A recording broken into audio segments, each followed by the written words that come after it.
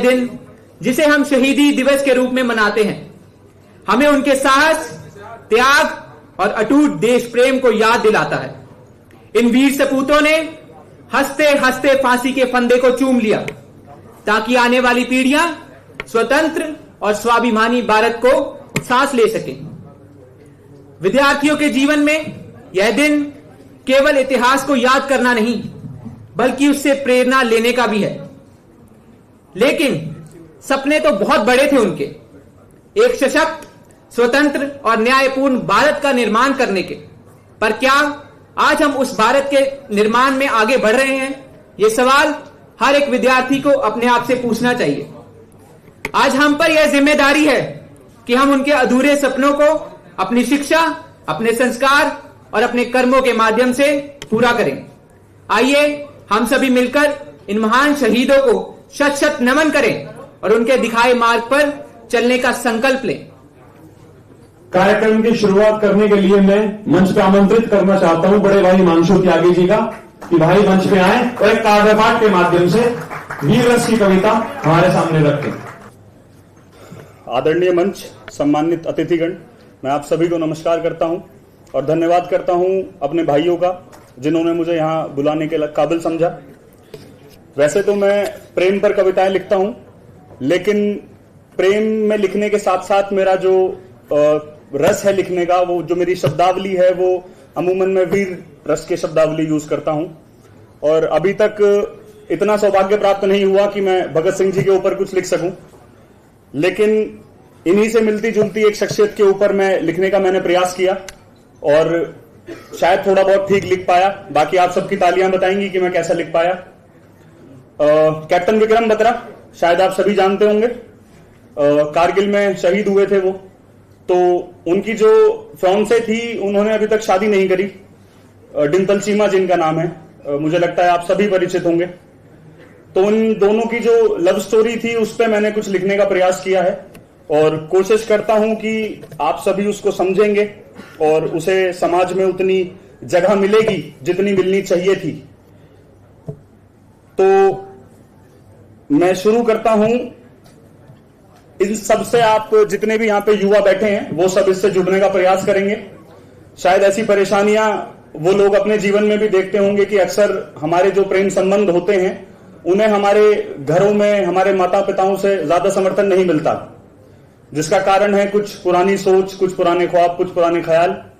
मैं अपनी कविता शुरू करता हूं कि कर लगे मेरे तेरे अंबर पर, अंबर में तड़ित करे गर्जन, फिर अंबर आए झूम झूम नूतन भावों का एक सृजन। कर का मतलब होता है हाथ, अंबर का मतलब होता है कपड़ा। तो कर लगे मेरे तेरे अंबर पर, अंबर में तड़ित करे गर्जन, फिर अंबर आए झूम झूम नूतन भावों का एक सृजन। क्या पावन प्रेम कथाओं से इतिहास के पन्ने कोरे हैं, और हो राधा कृष्ण या गौरी शंकर मन इनके भी तो डोले हैं। और प्रेम कथाएं हैं अनेक, माने कब है किसी के परिजन, कर लगे मेरे तेरे अंबर पर, अंबर में तड़ित करे गर्जन। कुछ प्रेम कथाएं थी अपूर्ण, कुछ प्रेम कथाएं हैं अपूर्ण, परिजन माने या ना माने लेकिन कुछ फिर भी परिपूर्ण। और हमारे इतिहासों में कुछ ऐसी प्रेम कथाएं हैं जो दुर्लभ होकर के भी खुद को सबल बनाए हैं।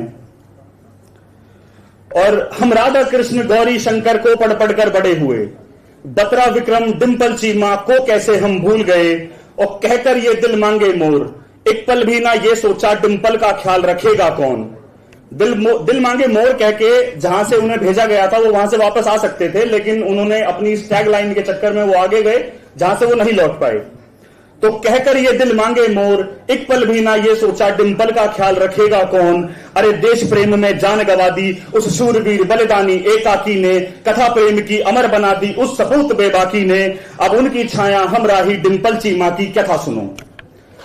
बिंब बनाइएगा अपनी आंखों के सामने कि जब, बहुत बहुत धन्यवाद, चित्र बनाइएगा कि जब उनका शव डिंपल चीमा के सामने आया होगा तो उस समय उस हमारी बहन का, हमारी बड़ी मां का क्या उस समय व्यथा रही होगी कि अब उनकी छाया हमराही डिंपल चीमा की व्यथा सुनो।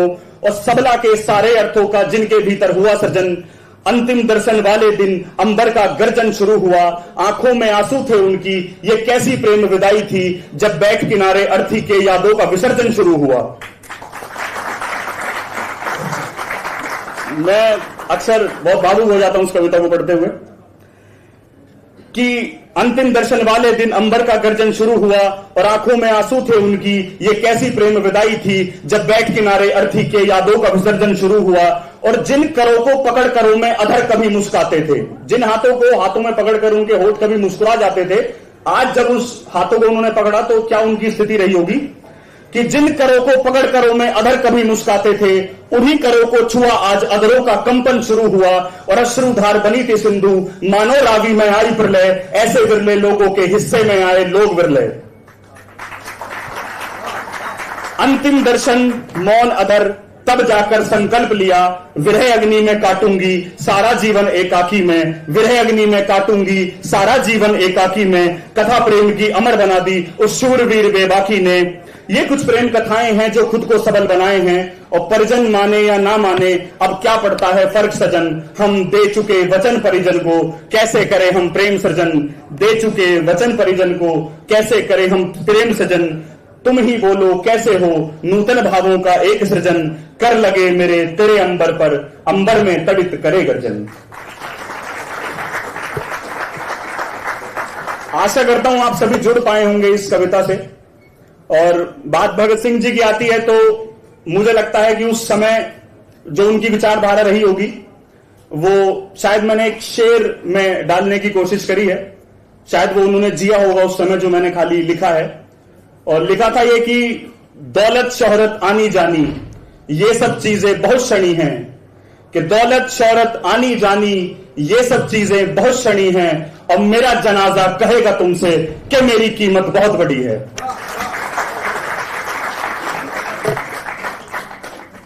अब बात करते हैं हमारे छोटे भाई कुणाल त्यागी की। सुन पा रहे हैं मुझे भैया?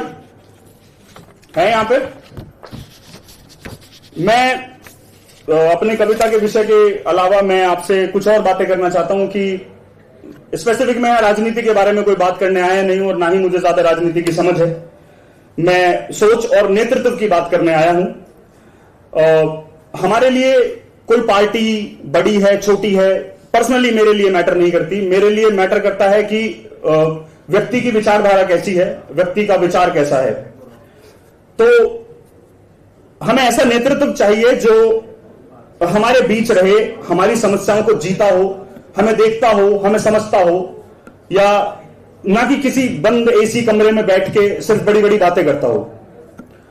और क्योंकि जमीन पर चलने से ना आपको जमीन पे जो परेशानियां होती हैं वो दिखाई देती हैं, आप उस गर्मी को महसूस करते हो, उन गड्ढों को महसूस करते हो। तो आज मैं गर्व से कह सकता हूं कि जो मेरा भाई, छोटा भाई कुणाल त्यागी है, वो ऐसी सोच और विचारधारा रखता है। मैंने अक्सर उसे जमीन पर काम करते देखा है, मैंने अक्सर उसे कहीं बैठकर बड़ी बातें करते नहीं देखा। छोटी सी फोन पे, छोटी सी परेशानियों में मेरे लिए भी, मेरे तमाम भाइयों के लिए, हमारे बच्चों के लिए खड़ा रहता है।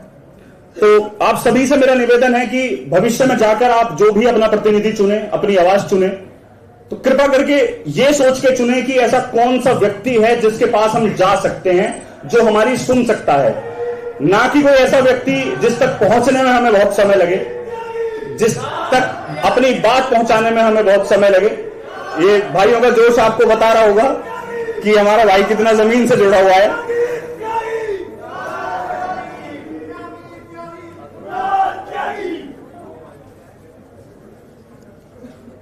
सभी जोशीले भाइयों का स्वागत है। एक बार और कर दीजिए जो कर रहे थे आप अभी। बहुत बढ़िया।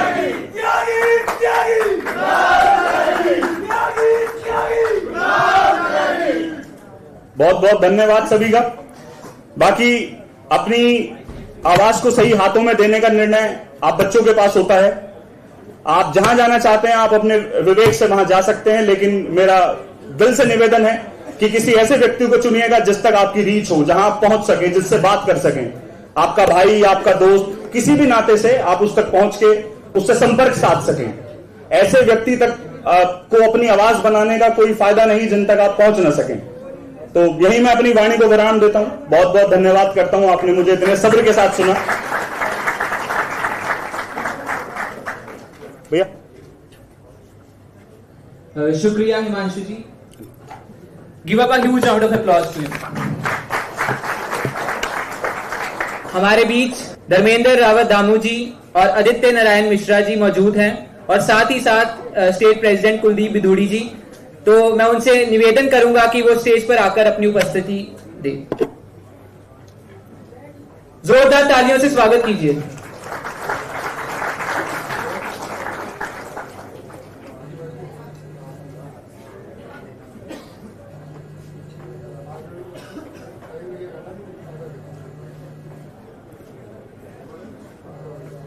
आई request Parveen ji, Yatendra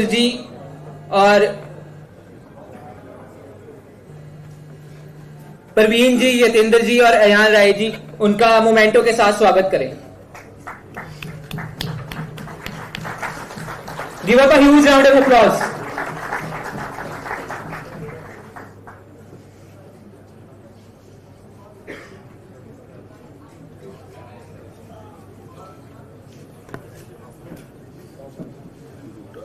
Secretary is here, Bimlendu ji. Bimlendu, Duta Secretary, he is teaching director in Hindu College. He is Delhi University Teacher Association Secretary.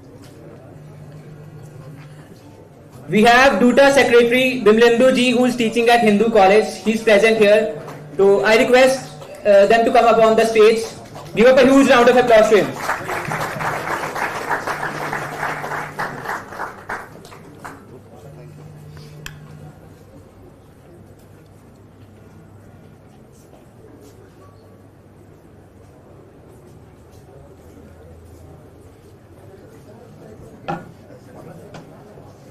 Yeah.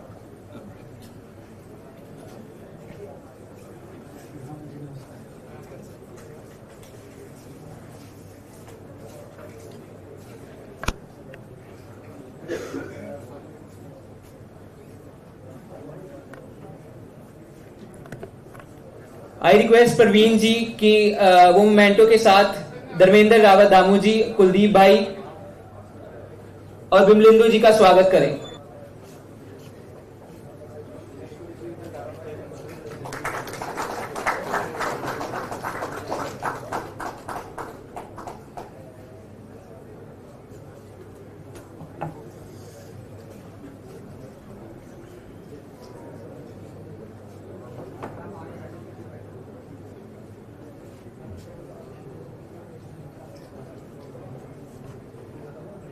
I request Yatendra जी की कुलदीप बिधूड़ी जी जो हमारे स्टेट प्रेसिडेंट है उनका स्वागत करें मोमेंटो के साथ। Give up a huge round of applause.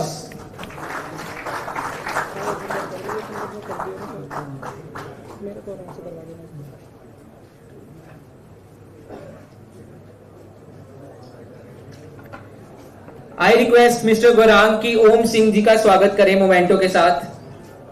Give up a huge round of applause guys.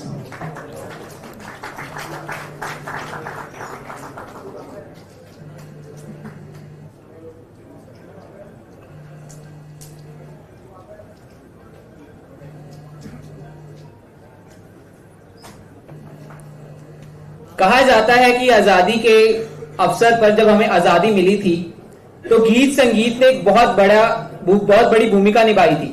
फिर चाहे वो भगत सिंह का रंग दे बसंती चोला हो और फिर चाहे आजादी के अन्य मूवमेंट्स। आज हमारे बीच उपस्थित है अतुल नेगी जो आज अपनी गायकी के साथ आपका मनोरंजन करेंगे और मैं चाहता हूं कि यतेंद्र जी उनका बुके के साथ स्वागत करें and I request Atul ji की वो स्टेज पर आए। Give him a huge round of applause guys. ये आईआईटीज में और पूरी दिल्ली यूनिवर्सिटी में बहुत सारे कॉम्पिटिशंस जीत चुके हैं और इन्होंने पूरे भारतवर्ष में अपना लोहा मनवाया है। तो जोरदार तालियों से स्वागत करें अतुल नेगी का।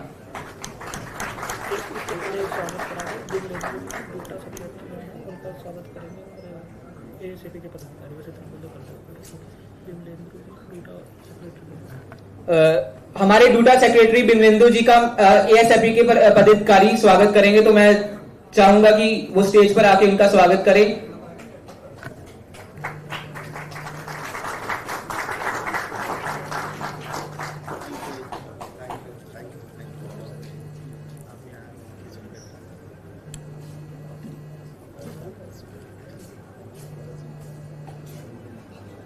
आई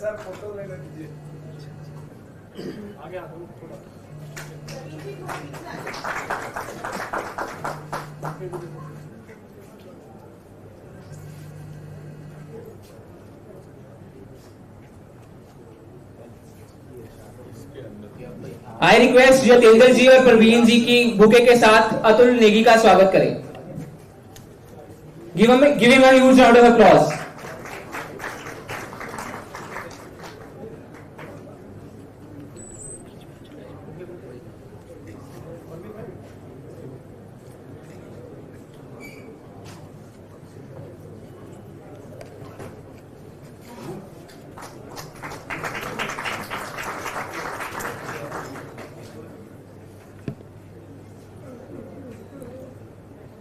Now I hand over the mic to Atul Negi. तो सबसे पहले तो मैं थैंक यू बोलना चाहूंगा यहाँ पर जो भी उपस्थित हैं और इतने बड़े कार्यक्रम में गाने का मौका मिला मेरे को, तो उसके लिए बहुत बहुत धन्यवाद आप सभी का। तो आप सभी के सामने एक बहुत ही सुंदर गीत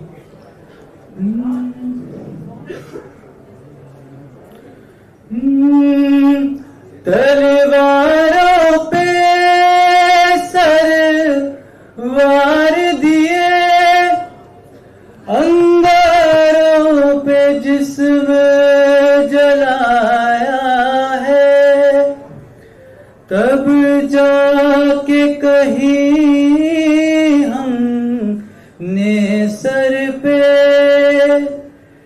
ये केसरी रंग सजाया है। ऐ मेरी ज़मीं अफसोस नहीं जो तेरे लिए 100 दर्द सहे, महफूज रहे तेरी आन सदा, चाहे जान मेरी रहे न रहे। ऐ मेरी ज़मीं महबूब मेरी नस नस में तेरा इश्क बहे, फीका न पड़े कभी रंग तेरा जिस मुंह से निकल के खून कहे। मैं चाहता हूं आप सभी क्लैपिंग के साथ इसमें अपना भाग निभाएं। तेरी मिट्टी में मिल जावा गुड़ बन के, मैं खिल जावा इतनी सी है दिल की आरज़ू, तेरी नदियों में बह जावा तेरे खेतों में लहरावा इतनी सी है दिल की आरज़ू।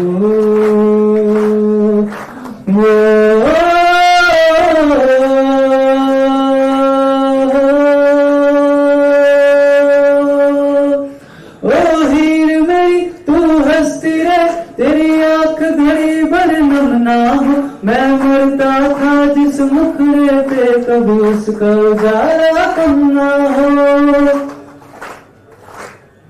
ओ माई मेरी क्या फिक्र तुझे, क्यों आंख से दरिया बहता है, तू कहती थी तेरा चांद हूं मैं और चांद हमेशा रहता है। तेरी मिट्टी में मिल जावा गुड़ बन के, मैं खिल जावा इतनी सी है दिल की आरज़ू, तेरी नदियों में बह जावा तेरे खेतों में लहरावा इतनी सी है दिल की आरज़ू। वो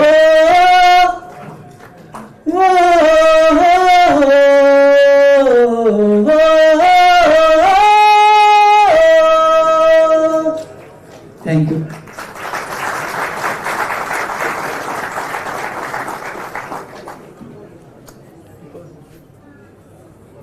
तो जैसे कि आपको पता है आज बहुत ही बड़ा उत्सव है, तो एक और गाना आप सभी के समक्ष। ऐ वतन मेरे वतन आबाद रहे तू, आबाद रहे तू। ऐ वतन वतन मेरे आबाद रहे तू, ऐ वतन वतन मेरे आबाद रहे तू, मैं जहाँ रहूं जहाँ मैं याद रहे तू, मैं जहाँ रहूं जहाँ मैं याद रहे तू, ऐ वतन वतन मेरे आबाद रहे तू, ऐ वतन वतन मेरे आबाद रहे तू, मैं जहाँ रहूं जहाँ मैं याद रहे तू, मैं जहाँ रहूं जहाँ मैं याद रहे तू, ऐ वतन मेरे वतन, तू ही मेरी मंजिल है पहचान तुझी से, तू ही मेरी मंजिल है पहचान तुझी से, पहुंचू मैं जहाँ भी मेरी बुनियाद रहे तू, पहुंचू मैं जहाँ भी मेरी बुनियाद रहे तू, ऐ वतन मेरे वतन, ऐ वतन वतन मेरे आबाद रहे तू, मैं जहाँ रहूं जहाँ मैं याद रहे तू, ऐ वतन मेरे वतन, ऐ वतन मेरे वतन। Thank you. Thank you Atul भाई। हमारे बीच प्रोफेसर राजेश झा जी मौजूद हैं, तो मैं उनसे निवेदन करूंगा कि वो मंच पर आएं और मैं निवेदन करूंगा एसएफ के पदाधिकारियों से कि उनका स्वागत करें। जोरदार तालियों से स्वागत कीजिए सर का। बहुत बहुत धन्यवाद।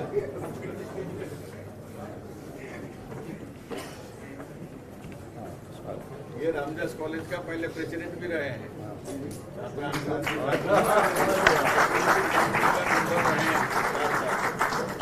Professor Rajesh Jha ji was member of Executive Council and President of Ramdas College 2। तो जोरदार तालियों से स्वागत करें फिर से। अब आई रिक्वेस्ट बिमलेंदु जी की वो आके चंद शब्दों के साथ बच्चों का मार्गदर्शन करें। बहुत बहुत धन्यवाद। मंच पर उपस्थित एडीटीए के चेयरमैन, आम आदमी पार्टी के ज्वाइंट सेक्रेटरी और हम सबों के मेंटोर प्रोफेसर आदित्य नारायण मिश्रा जी, मंच पर उपस्थित धामू जी, हमारे सहयोगी कुलदीप जी, यहाँ सभागार में बैठे हुए राजेश झा जी जो दो बार इसी के मेंबर रहे, एडीटीए से जुड़े हुए हमारे शिक्षक संगठन के साथी शिव कुमार जी, अनुपम जी, शांतनु जी, राम किशोर जी जो अभी एसी मेंबर भी हैं, रूपाली सिन्हा और कोई भी हमारे साथी जो छूट रहे हों, जिन पर मेरी नज़र नहीं जा रही है, वो सब छात्रों, दोस्तों, प्यारे मित्रों, मैं बहुत कम समय लूँगा। बस इतना कहना चाहता हूँ कि जिस दौर में हम सब हैं और आप लोगों ने जो यह आयोजन किया वह बहुत ही सराहनीय है, वह बहुत ही उम्मीद से भरा हुआ है। इस उम्मीद के लिए एक बार आप लोग ताली बजाएं। आप देखेंगे कि जो आपका संगठन है उस संगठन में association of student for alternative politics है। साथियों, इस अल्टरनेटिव आप जानते हैं कि इसका अनुवाद अगर हम करें तो विकल्प है। आज का कठिन दौर यह है, और मैं एक छोटा सा प्रसंग आपको सुना करके अपनी बात खत्म करूंगा। निराला हिंदी के बड़े कवि थे, उनकी एक कविता है राम की शक्ति पूजा। राम की शक्ति पूजा में राम की परेशानी ये है, जिस दिन युद्ध वो लड़ करके लौटे हैं बिल्कुल निराश हैं। उनके जितने मंत्री हैं, जामवंत, हनुमान, सब पूछ रहे हैं कि ऐसा क्या हो गया। तो जो उन्होंने अपनी चिंता बताई वो चिंता यह थी कि है अन्याय जिधर शक्ति है उधर, क्योंकि राम ने सारे बाण उस दिन मारे थे और शक्ति ने बचा लिया था उन्हें। और तब जामवंत सलाह देते हैं उन्हें कि करो शक्ति की मौलिक कल्पना, हे राम, आप शक्ति की मौलिक कल्पना कीजिए। ये अल्टरनेटिव शब्द जो है ये इसी मौलिक और रचनात्मक स्टूडेंट पॉलिटिक्स का सूचक बनेगा, यह उम्मीद आज इस मंच से मैं कर रहा हूं। साथियों, आप सारे लोग यंग हो, युवा हो, आज परेशानी ये नहीं है कि हमें नई चीज क्या मिले, बल्कि परेशानी और कठिनाई जो है, जो मिली हुई चीज है, वो हमसे छीनी जा रही है, वो हमसे ली जा रही है। आज जद्दोजहद नई चीज लाने की नहीं, बल्कि जो है उसे बचा लेने की है, इसलिए बड़ा कठिन समय है। भगत सिंह की यह तस्वीर लगी हुई है, आज के कार्यक्रम का भी नाम है एक शाम शहीदों के नाम। भगत सिंह जिन मूल्यों के लिए लड़ रहे थे, वो मूल्य आखिर क्या थे? जाहिर है कि लोकतंत्र। लोकतंत्र का मतलब क्या होता है? सिर्फ अपनी बात सुनाना, अपनी बात सुनाना, अपनी बात सुनाना, या जो सरकार में जो लोग नहीं है या सरकारी संगठनों से जुड़े हुए लोग हैं नहीं है, उनकी भी बात सुनना। लोकतंत्र का मतलब और मकसद तब तक पूरा नहीं होगा जब तक हम उनकी बात नहीं सुनेंगे। अपनी सुनाना, संवाद करना नहीं है।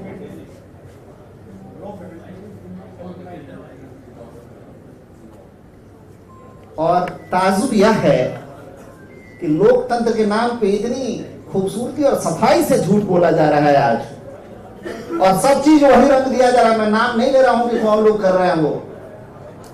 तो वसीम साहब का एक शेर है कि वो इतना कायदे से झूठ बोल रहा था कि मैं यकीन नहीं करता तो क्या करता। तो दोस्तों, बड़ा मुश्किल समय है, हमें उस कायदे के झूठ को पकड़ना है। हालात ये है कि आप देखिएगा कि बहुत सारी चीजें जो है कटल की जा रही हैं। जो छात्रों की सुविधाओं की बात है वो भी कटल की जा रही है। आप शिक्षकों की बात छोड़ दीजिए, मैं छात्र और शिक्षक की बात इसलिए कह रहा हूं कि हम लोग इससे जुड़े हुए हैं। लेकिन इससे बड़ी बात भी यह है कि राधा कृष्णन ने कभी कहा था कि विश्वविद्यालय विचारों का बरसावन होता है। डेमोक्रेसी की जो असली स्वरूप है वो विश्वविद्यालय में दिखता है। मैं जब इलेक्शन कैंपेन कर रहा था, बीच बीच में हम लोग टीचर्स यूनियन से जुड़े हुए हैं, तो आदित्य नारायण मिश्रा जो हम लोग के मेंटोर भी हैं, एक बात कहते थे कि विश्वविद्यालय में तरह तरह के फूल खिलने चाहिए। लोकतंत्र में कभी भी एक फूल, एक आवाज अच्छी बात नहीं है। तो यह संगठन, हम सारे लोग, आप लोग इस मकसद में कामयाब होंगे और लड़ेंगे और एक अल्टरनेटिव पॉलिटिक्स लेकर के आएंगे, छात्रों के बीच भी, शिक्षकों के बीच भी, और यह अलग फिर देश में भी जगेगा। जय हिंद, जय भारत, जय भारत।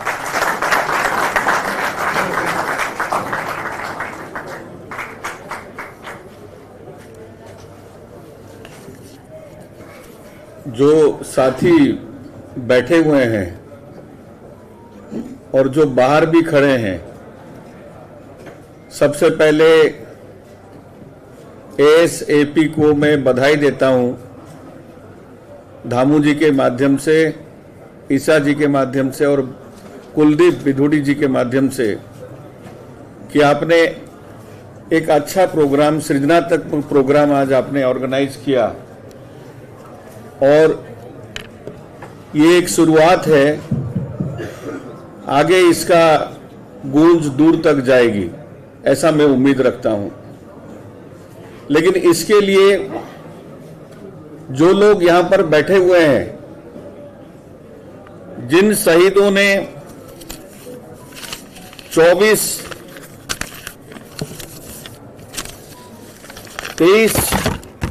मार्च को 1931 को 1931 का 23 मार्च को, जिस दिन उनको फांसी दी जानी थी, 24 मार्च को देश भर में आंदोलन और प्रदर्शन इतने ज्यादा हुए। जो जुनून वो चाहते थे भगत सिंह और राजगुरु और सुखदेव जी, वो जुनून पैदा हो गया था, उनको 23 मार्च को ही फांसी दे दी गई। जब हमारा हाथ में एक पिन भी चुभता है, नाखून काटने के समय में नेल कटर जब थोड़ा सा मांस में लग जाता है, हमारे लिए दर्द पैदा होता है। सब्जी काटने के समय में चाकू थोड़ा सा हाथ में लग जाए, तभी भी हमें दर्द पैदा होता है। जिन लोगों ने ये तय था कि वो पकड़े जाने के बाद उनको फांसी मिलेगी ही मिलेगी, वो बच नहीं सकते हैं। भगत सिंह ने अपने सिफारिश करने के लिए किसी वकील को नहीं खड़ा किया था। वो जानते थे कि कोई भी वकील आएगा, सॉन्डर्स का हत्या और जिसमें वो भागीदारी डायरेक्टली नहीं थे, लेकिन थे उसमें, लेकिन वो डायरेक्टली नहीं थे। और दिल्ली असेंबली में जो बम का धमाका उन्होंने किया था, उसमें किसी का जान लेने का धमाका नहीं था। उसमें जब बात हो रही थी कि उस कांड में कौन कौन लोग जाएंगे, तो भगत सिंह जी ने स्वतः अपना नाम दिया था कि मैं जाऊंगा। तो उस समय में लोगों ने कहा, जो संगठन के लोगों ने कहा, HSRA, हिंदुस्तान सोशलिस्ट रिपब्लिकन, उन्होंने कहा कि नहीं, आप अगर जाएंगे, पकड़े जाएंगे, तो आपको मौत की सजा मिलेगी। उन्होंने कहा कि मैं यही चाहता हूं कि जो मुझे मौत का सजा मिले। जिस जुनून के साथ मैं जिंदा रहना चाहता हूं, वो जुनून सारा हिंदुस्तान का नौजवान में पैदा हो, सारी देश में पैदा हो, ये मैं चाहता हूं। और उन्होंने स्वतः अपने आप को वॉलंटियर किया। वो बम धमाका में किसी का मौत तो नहीं हुई, वो जानबूझ करके वो नहीं चाहते थे कि किसी का मौत भी हो, लेकिन उन्हें फांसी की सजा मिली। जेल के अंदर में 106 दिन का उन्होंने उपवास रखा, 106 दिन का उपवास रखा। और जेल के कैदियों ने भी उनके साथ मिलकर के उपवास रखा, क्योंकि जेल के अंदर में भेदभाव किया जाता था।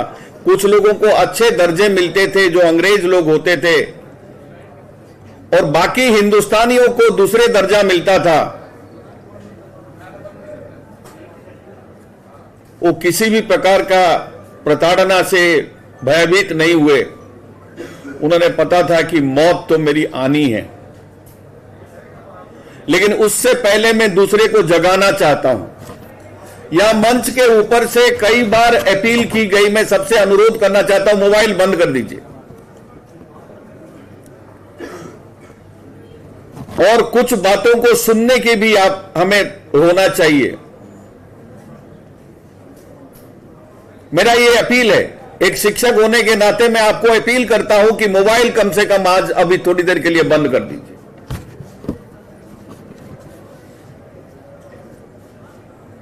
जिस जुनून और कर्तव्य निष्ठा के लिए, जुनून क्या था, कोई पंजाब में जमीन उनको नहीं चाह रहे थे, वो किसी प्रकार का फायदा लेना नहीं चाहते थे, कोई राय बहादुर बनना नहीं चाह रहे थे कि या पिताजी को राय बहादुर का खिताब मिले, वो उसके लिए लड़ नहीं रहे थे। उनका लड़ाई था एक आजाद हिंदुस्तान। उनका लड़ाई था जिसमें उस हिंदुस्तान में सब लोग हिस्सा लें शासन तंत्र में।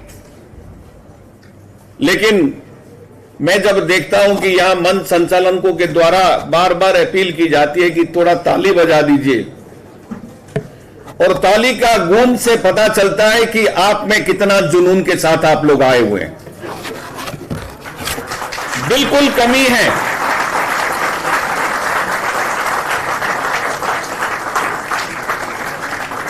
जब हम दूसरे को इतना बड़ा कुर्बानी देकर के चले गए,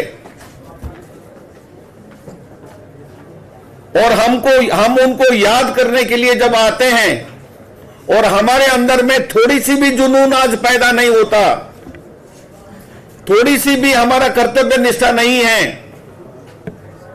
हम क्या बदल पाएंगे। लेकिन यहां मैं आपको कहना चाहता हूं, हर व्यक्ति जो यहां पर बैठा हुआ है उसमें इतनी ताकत है, ईश्वर ने इतनी ताकत आप में अंदर दे रखी है, सारा दुनिया को बदल आप सकते हैं। पहले अपने आप को तो थोड़ा सा बदल करके देखिए, थोड़े अपने अंदर में भी वो जुनून को सवार होने दीजिए। स्वतंत्रता का जुनून, स्वाधीनता का जुनून, बोलने का जुनून, अपने बात रखने का जुनून, अगर ये भी हम नहीं कर पाते हैं, जो व्यक्ति 23 साल के उम्र में फांसी का फंदा को हंसते हंसते चूम करके लिया और रंग दे बसंती का गाना गाते गाते फांसी के फंदा पर गए, उनको याद करने के समय में, नमन करने के समय में अगर हमारे अंदर में, हमारा धमनी में रक्त नहीं बहता है, हमारे अंदर में अगर हमारा भावना नहीं जग रहा है, तो कमी भगत सिंह का नहीं है, राजगुरु का नहीं है, सुखदेव का नहीं है, कमी हमारे अंदर में मौजूद है और इसी का फायदा दूसरे लोग उठाते हैं। मैं जानता हूं, पहले CYSS था, आज ASAP बना, और मैं दिल से आप लोगों के लिए बधाई भी देता हूं। आज ये कार्यक्रम ऑर्गेनाइज करने के लिए एक सही दिशा में सही कदम है, और आने वाला समय में जैसे बिमलेंदु जी ने कहा, हिंदुस्तान का खाली दिल्ली विश्वविद्यालय का परिवर्तन का सूचक आप नहीं बनेंगे, सारा हिंदुस्तान का नक्शा, जो राजनीति का परिवर्तन का सूचक आप बनेंगे। क्या उसके लिए आप तैयार हैं? आप चाहे तो बहुत कुछ कर सकते हैं, पहले संवेदना में तो लीजिए,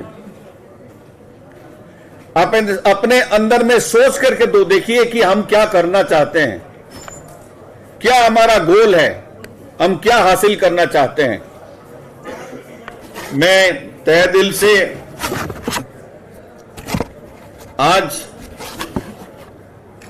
इस अवसर पर खाली भगत सिंह, राजगुरु और सुखदेव को सलाम करने के लिए नहीं आया हूं, बल्कि हिंदुस्तान का आजादी का लड़ाई में लाखों लोग जो कुर्बान हो गए, लाखों लोगों का जान गई, जिसका आजादी का फल आज हमें मिल रहा है, लेकिन हम अध सुप्त अवस्था में हैं।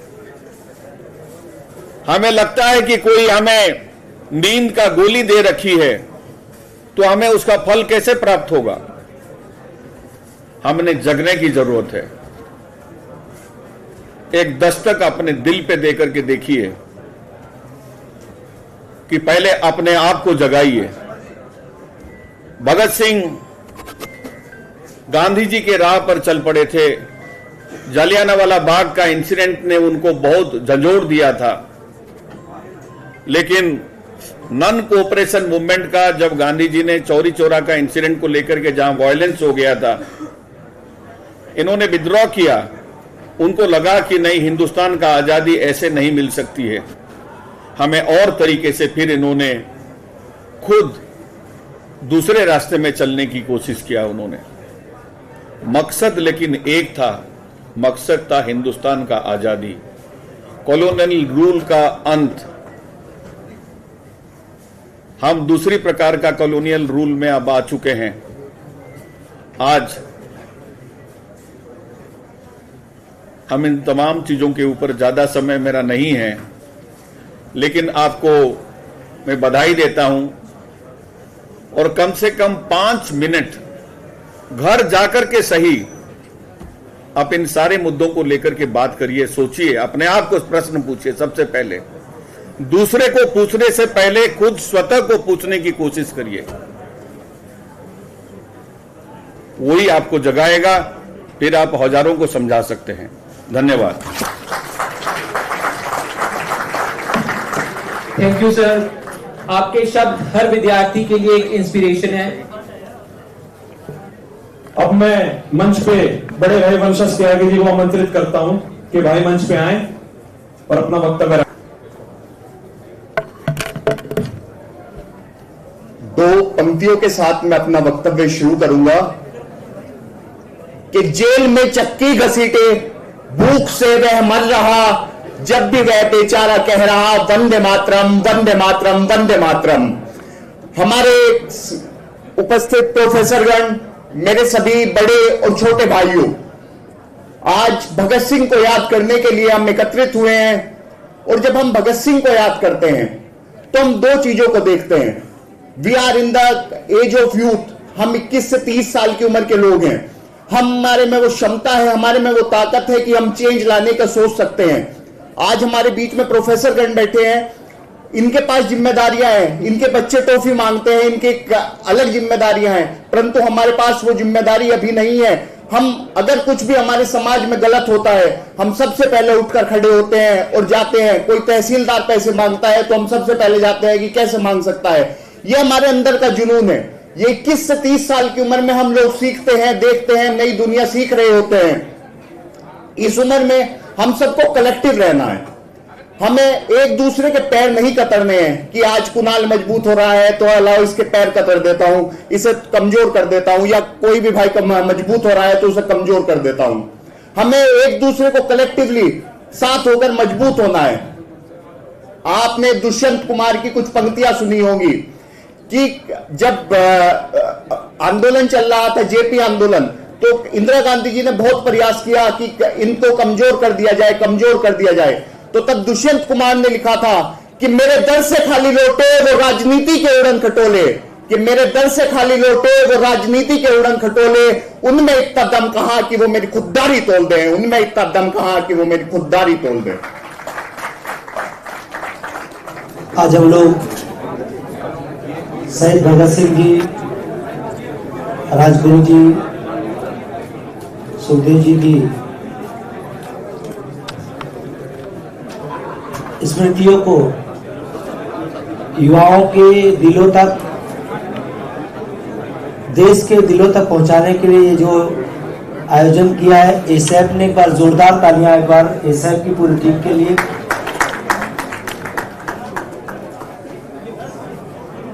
ये कम से कम छात्र शक्ति की तालियां तो नहीं थी। एक बार जोरदार तालियां एसएफ की टीम के लिए। एक महान नायक,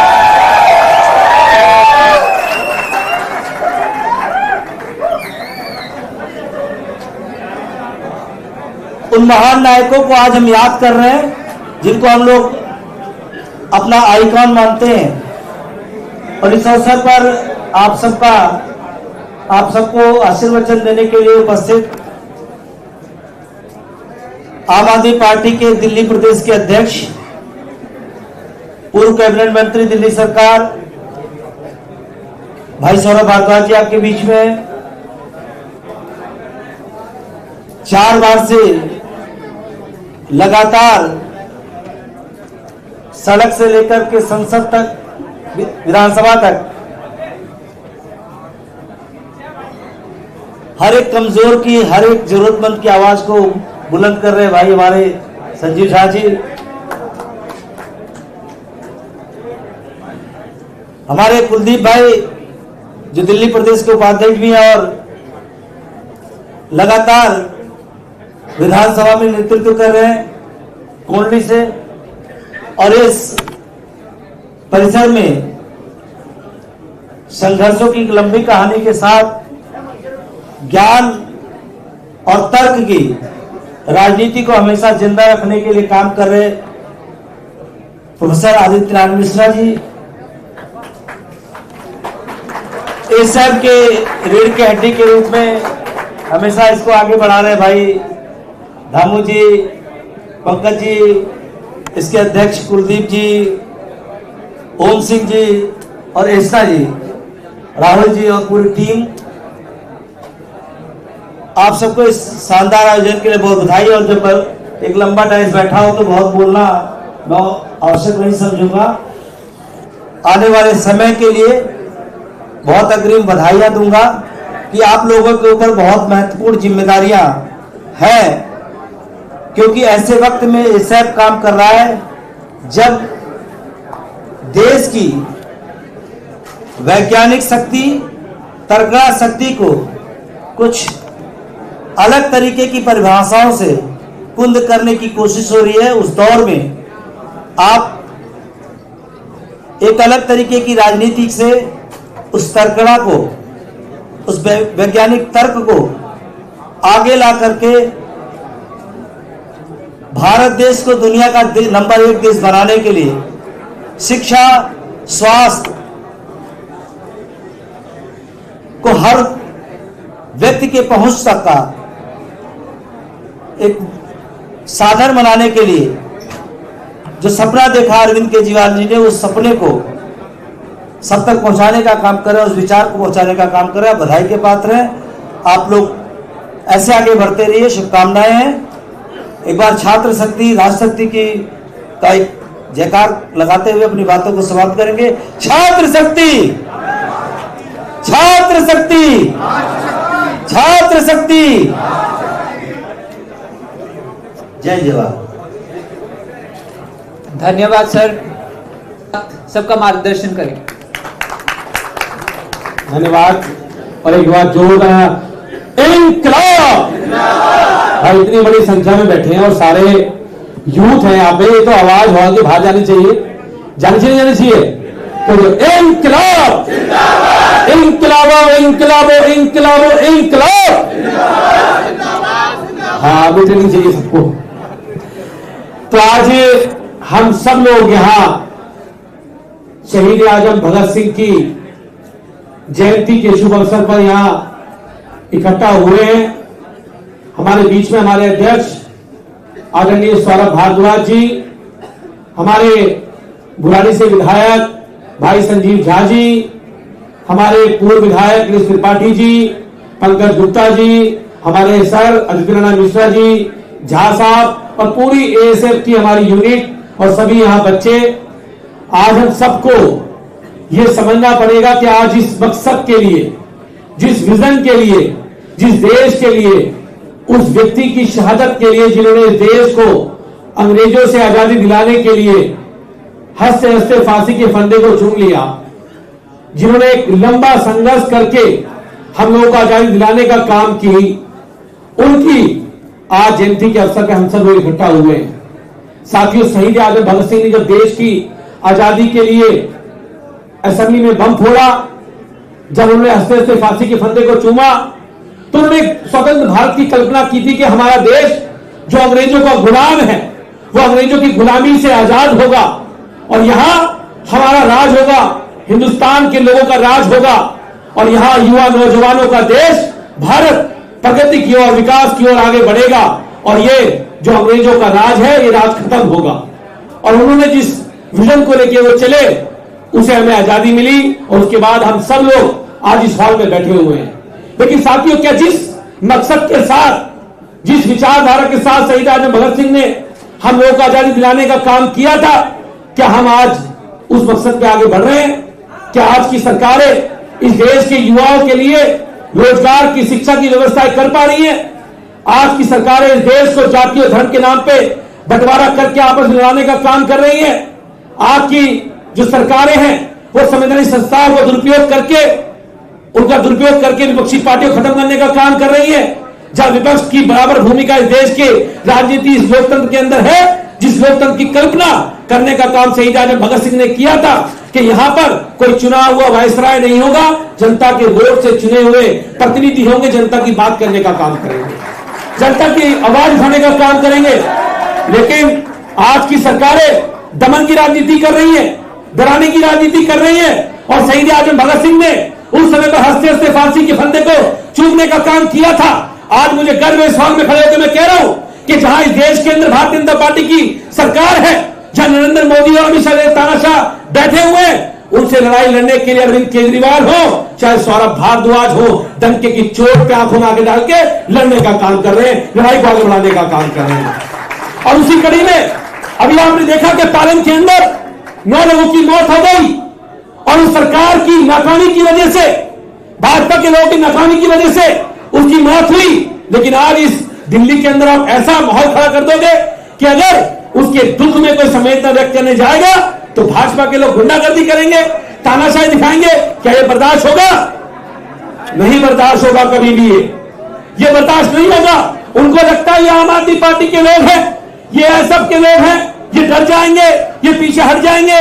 हम उनको बताना चाहते हैं, उनको कहना चाहते हैं और आज इस मंच से ऐलान करना चाहते हैं। कल हमारे अध्यक्ष सौरभ भारद्वाज जी ने अपने सर पे कफन बांधने का काम किया था। शहीद आजम भगत सिंह ने फांसी के फंदे को चूमने का काम किया था। और अगर इन घोर काले अंग्रेजों से लड़ाई लड़नी है तो सौरभ भारद्वाज जी ने सर पे कफन बांधने का काम किया था। उन्होंने कहा कि तानाशाह, तेरी तानाशाही से आम आदमी पार्टी के कार्यकर्ता, आम आदमी पार्टी के लोग डरने वाले नहीं है। वो लोग और होंगे जो डर के तेरी वॉशिंग मशीन में नहा लिए होंगे। ये आम आदमी पार्टी के कार्यकर्ता, आम आदमी पार्टी के नेता सौरभ भारद्वाज तो डरने वाले नहीं है, बात समझ लेना। और उसी बात को बढ़ाते हुए आगे कल हमारे अध्यक्ष सौरभ भारद्वाज जी ने वो कफन सर पे बांधने का काम किया था। और आज इस सभा के अंदर, इस मीटिंग के अंदर मैं अपने सर पे कफन बांध की तैयारी कर रहा हूं कि अगर हमें फांसी के फंदे को चूमना पड़ेगा और अगर अर्थी में लेटना पड़ेगा तो लेटने को तैयार है, लेकिन हम पीछे हटने वाले लोग नहीं है। और आज इसी सभा के अंदर हमारे बहुत सारे साथी मौजूद हैं और ये हम भी कफन आज यहां पर लेके आए।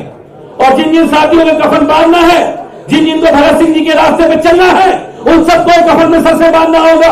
उनको समझना पड़ेगा ये आजादी की दूसरी लड़ाई है। हम सबको इस बात का आगे बढ़ना पड़ेगा। हमें बताना पड़ेगा कि भाजपा की सरकार, नरेंद्र मोदी, अमित शाह, हम तुमसे डरने वाले नहीं है। वो लोग वोट होकर डर रहे होंगे, हम तो आम आदमी पार्टी के लोग हैं। अगर हमें मरना पड़ेगा, गोली खानी पड़ेगी तो खाएंगे, लेकिन अगर हमारे गोली खाने से, सर पे कफन बांधने से अगर बेरोजगारों को रोजगार मिलता है, युवाओं को बराबरी की शिक्षा मिलती है, जाति का भेदभाव खत्म होता है, धर्म की राजनीति खत्म होती है, तो हम उसको आगे बढ़ाने का काम करेंगे। और एक कफन सर पे बांध के मैं शुरुआत करने का काम कर रहा हूं साथियों आज आपके बीच में।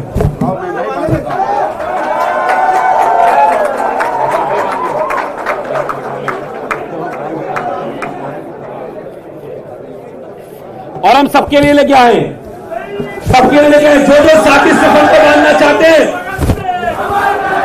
भाई एक बार सुन लो, आपको लड़ाई लड़ोगे तानाशाही से, कौन को लड़ाई हाथ खड़ा करो, कफन बांधने में तैयार हो सबसे, डरते तो नहीं हो, गोली से डर तो नहीं लगता, सच सच बताना।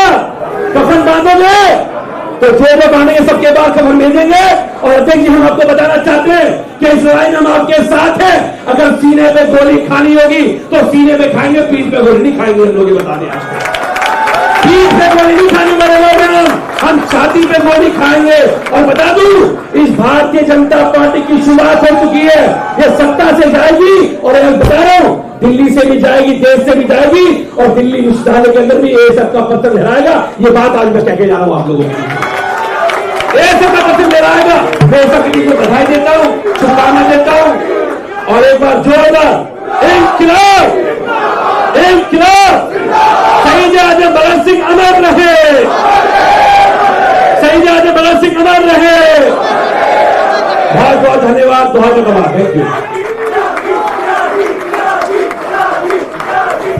कुलदीप कुमार जी के लिए एक बड़ी जोरदार तालियां बजाइए।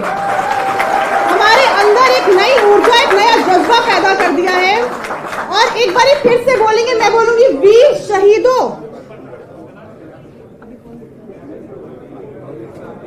वीर शहीदों की कुर्बानी। आप बोलेंगे याद रखेंगे हिंदुस्तानी, वीर शहीदों की कुर्बानी, याद रखेंगे हिंदुस्तानी, वीर शहीदों की कुर्बानी, याद रखेंगे हिंदुस्तानी। मैं चाहूंगी राहुल राय जी हमारे बीच और अपने 2 शब्द रखें।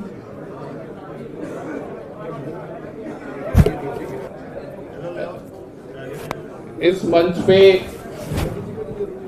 हमारे मार्गदर्शक और दिल्ली की पंचायत के सदस्यगण, जो हमारे स्टूडेंट विंग के मार्गदर्शक भी हैं, मेंटर भी हैं, हमारे सभी बड़े नेता और हमारे सरल स्वभाव मगर उनकी सरलता विपक्ष और सत्तारूढ़ पार्टियों को जो उनकी सरल स्वभाव चुप्ती है, वो हमारे नेता सौरभ भारद्वाज जी। मैं इस मंच से अपने सभी साथी श्री दामू धर्मेंद्र रावत जी, दीपक बंसल जी, कुलदीप विधोड़ी जी, या और भी जिसका नाम मैं बोल रहा हूं, यतिंदर जी का, कपिल का, भूपेंद्र जी का, सभी का आज मैं इस मंच से धन्यवाद करना चाहता हूं। और एक धन्यवाद जो मेरे लिए स्पेशल है आज के लिए, मेरे छोटे भाई, मेरे परम मित्र, मेरे संघर्ष के साथी कुणाल त्यागी जी का। सारे भाई मिलकर इसके लिए ताली बजाएंगे, जिसने आज आपके लिए इतना बढ़िया प्रोग्राम रखा।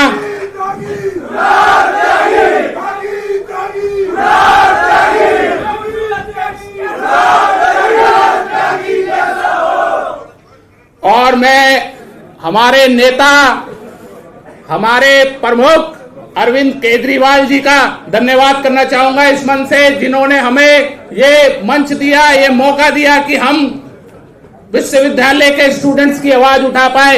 एक बार सभी साथियों से मैं दरख्वास्त करूंगा कि मैं बोलूंगा अरविंद केजरीवाल, आप कहेंगे जिंदाबाद जिंदाबाद। अरविंद केजरीवाल, अरविंद केजरीवाल। अब मैं अपने साथी धर्मेंद्र रावत जी को मंच पे बुलाऊंगा कि वो 2 शब्द रखें, उसके बाद हमारे जो सीनियर लीडरशिप हैं वो आपको संबोधित करेंगे और फिर हम प्रोग्राम को आगे बढ़ाएंगे। धन्यवाद। धर्मेंद्र रावत जी। भारत माता की वंदे वंदे वंदे।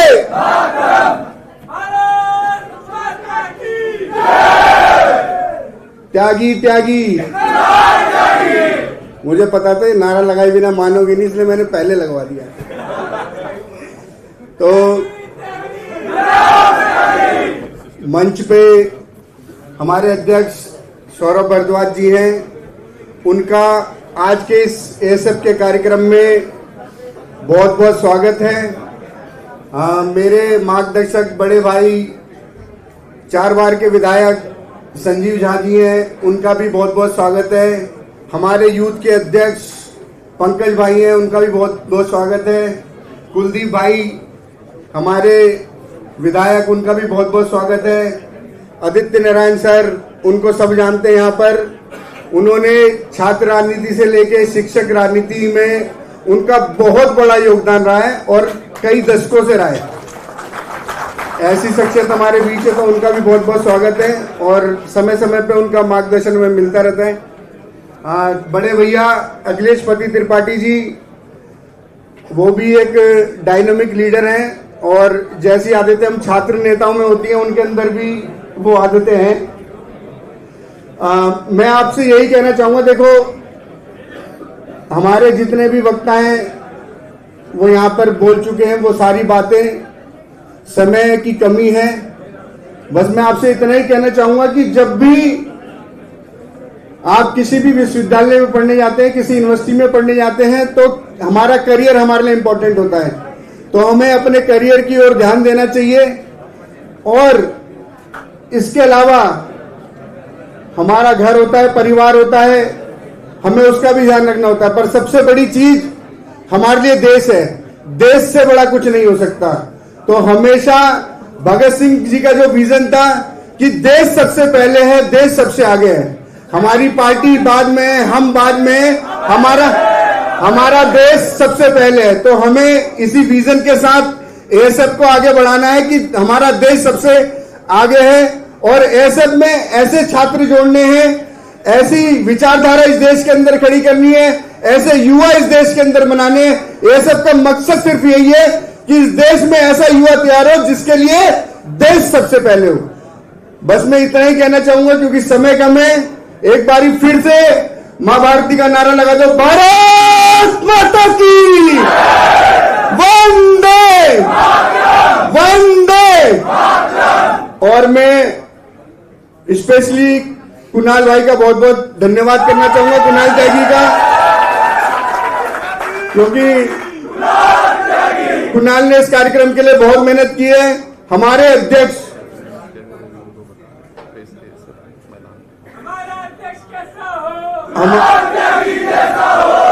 हमारे अध्यक्ष कुलदीप बिधूड़ी ने बहुत मेहनत की है। आज ओम सिंह ने बहुत मेहनत की है, परवीन ने बहुत मेहनत की है, और कुछ के नाम छूट भी जाएंगे तो उसके लिए माफी चाहूंगा।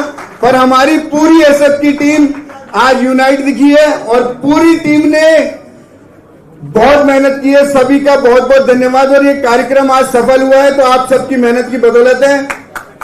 और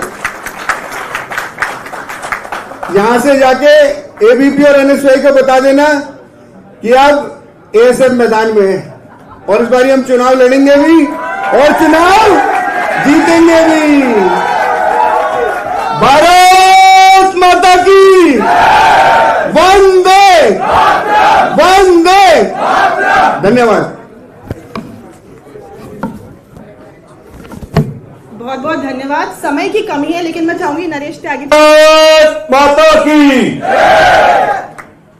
आज के इस सभा में उपस्थित हमारे आम आदमी पार्टी के प्रदेश अध्यक्ष भाई सौरभ भारद्वाज जी, हमारे विधायक भाई संजीव झा जी, हमारे भाई विधायक कुलदीप जी, अखिलेश त्रिपाठी जी, मेरे भाई पंकज गुप्ता जी और समस्त आज के इस प्रोग्राम को अच्छी तरह से जो पिछले 10 दिन से एसएफ की पूरी टीम, पूरी यूनिट जो लगी हुई थी, मैं और यहां जितने भी मेरे भाई बहन छोटे बच्चे आए हुए हैं, मैं आप सभी को शहीद दिवस की बहुत बहुत के लिए आज हम जो सभी यहां पर इकट्ठा हुए हैं तो उसके लिए आप सबने एसएफ की तरफ से बड़ी मेहनत की है और यूनिट की तरह इकट्ठे हुए हैं।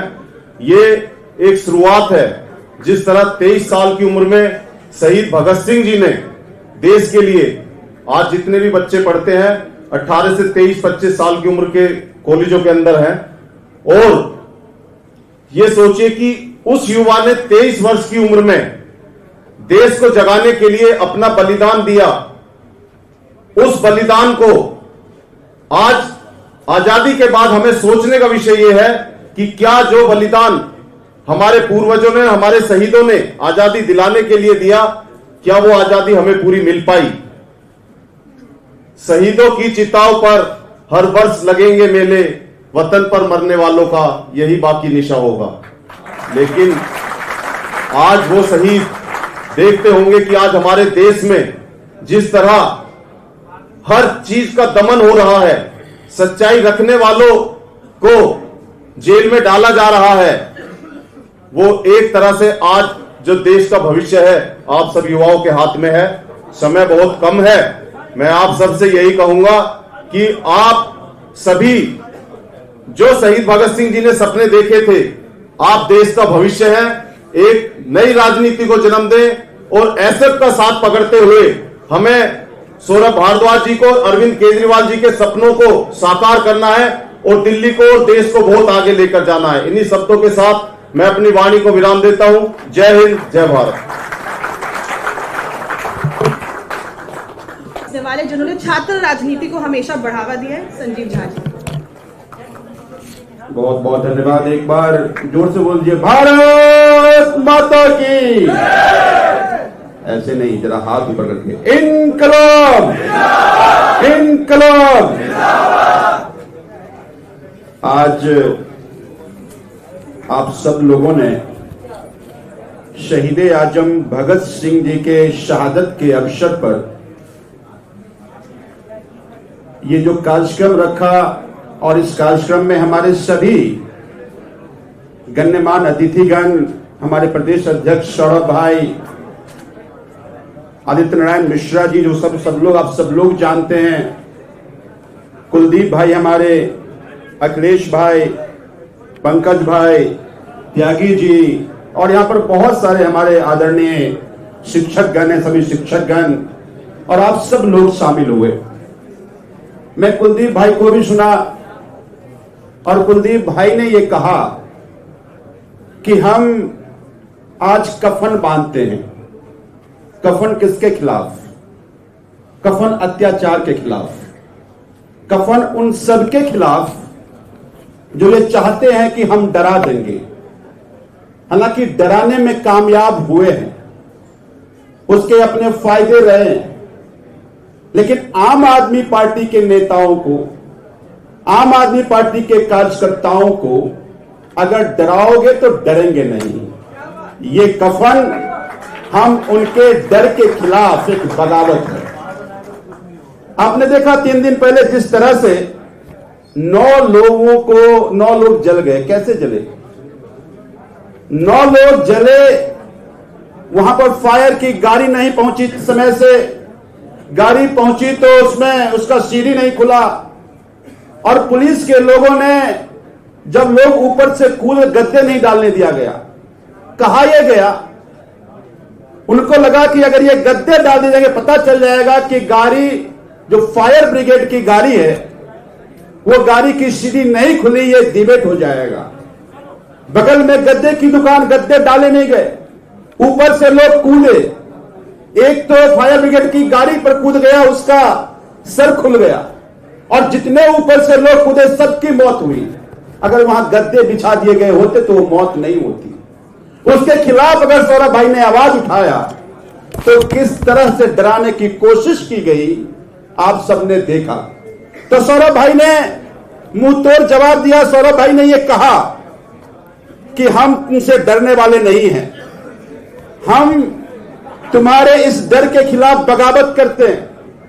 और आज जब हम सब लोग शहादत दिवस पे इकट्ठा हैं, क्या होता था अंग्रेजों के समय में? भाई अंग्रेज तो यही करते थे कि अंग्रेजों के खिलाफ बोलोगे तो अंग्रेज जड़ाएंगे। याद है ना रॉलेट एक्ट क्यों लाया गया था? जिस तरह से अभी ईडी का एक नया एक्ट आया पीएमएलए, ऐसा ही वो रॉलेट एक्ट था कि अगर आप सरकार के खिलाफ बोलोगे तो बिना ट्रायल के अरेस्ट कर सकते हैं। हमारी वर्तमान सरकार ने पीएमएलए लाया कि अगर सरकार के खिलाफ बात करोगे तो बिना ट्रायल के अरेस्ट कर लिए जाएंगे। तब भी वर्नाकुलर एक्ट था कि अगर सरकार के खिलाफ लिखोगे तो जेल भेज दिए जाएंगे। तो जितने भी पेपर थे सब सरकार के प्रशंसा करते थे। आज भी वही हो रहा है। तब भी सेडिशन लॉ था कि अगर सरकार के खिलाफ बोलोगे तो देश के खिलाफ बोलना होगा।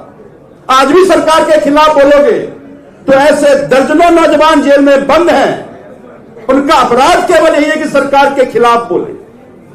आपने देखा लद्दाख के सबसे बड़े समाज सेवी, पर्यावरण के खिलाफ, पर्यावरण के लिए, संरक्षण के लिए काम करने वाले सोनम वांगचुक को किस तरह से जेल में बंद कर दिया गया। अपराध क्या था?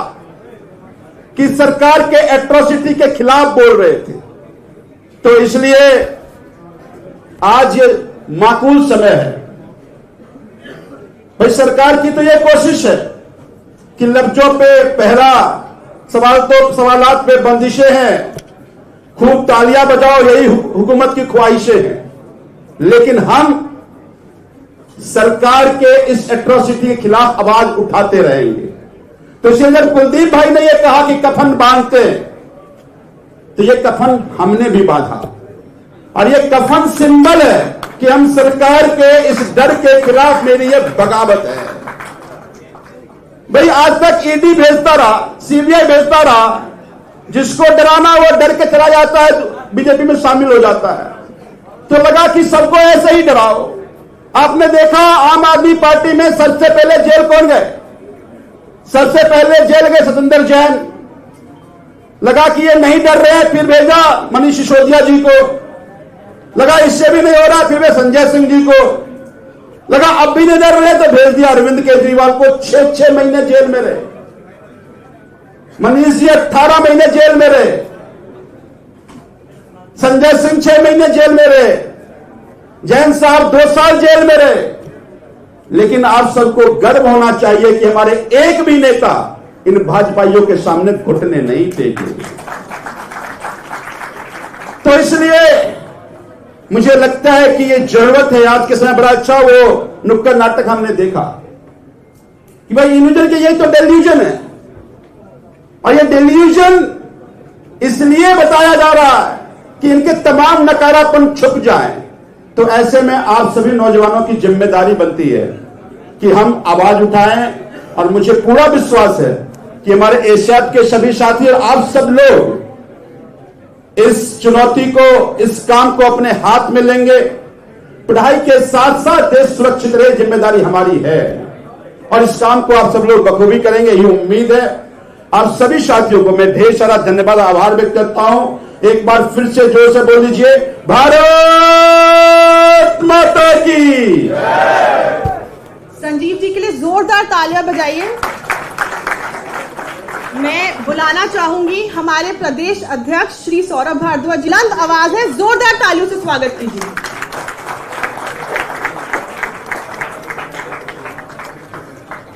नमस्कार दोस्तों, आवाज थोड़ी तेज करना भाई। कौन करता है? आप करते हैं? आवाज थोड़ा तेज कर दो।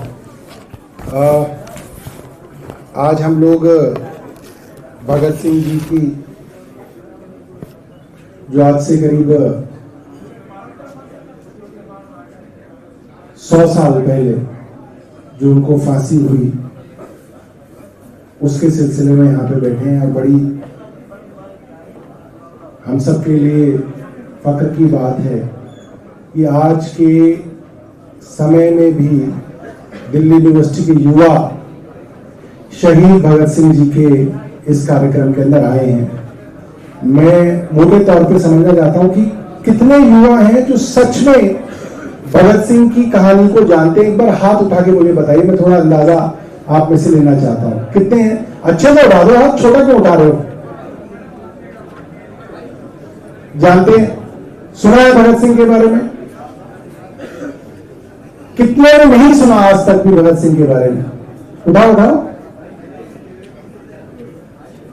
कोई उठा रहा है फिर छुपा रहा है। अच्छा, आप वो कर रहे हैं, पंगे ले रहे हैं। तो मैं कोई भाषण नहीं देना चाहता। मैं आप सब लोगों से एक रिक्वेस्ट करना चाहता हूं कि मैं एक ऑडियो आप लोगों को सुनाना चाहता हूं, उसको ध्यान से सुनिएगा। वो ऑडियो उस दिन का है जिस दिन भगत सिंह को फांसी दी जा रही थी। वो दिन कैसा था कि भगत सिंह की फांसी की तैयारी हो रही थी। छोटा सा ऑडियो है, ध्यान से सुनिएगा। मेरे पास कोई भाषण नहीं है, मगर मैं चाहता हूं कि आज मैं युवाओं के बीच में हूं। खालसा कॉलेज की टीम ने बहुत अच्छा नुक्कड़ नाटक किया और इसलिए मुझे लगा कि शायद यहां पे आज मैं आपको ये ऑडियो सुनाऊं।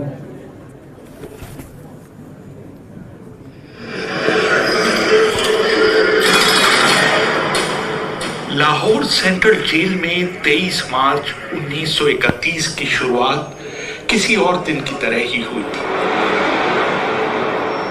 फर्क सिर्फ इतना था कि रात आई जबरदस्त आंधी सुबह होते होते सुहानी प्यार में बदल गई थी। लेकिन जेल के कैदियों को उस समय थोड़ा अजीब सा लगा जब 4 बजे ही वार्डन चरण सिंह ने उनसे आकर कहा कि वो अपनी अपनी कोठरियों में चले जाएं। उन्होंने इसका कोई कारण नहीं बताया। उनके मुंह से सिर्फ ये निकला कि ऊपर से आदेश है। अभी कैदी सोच ही रहे थे कि माजरा क्या है।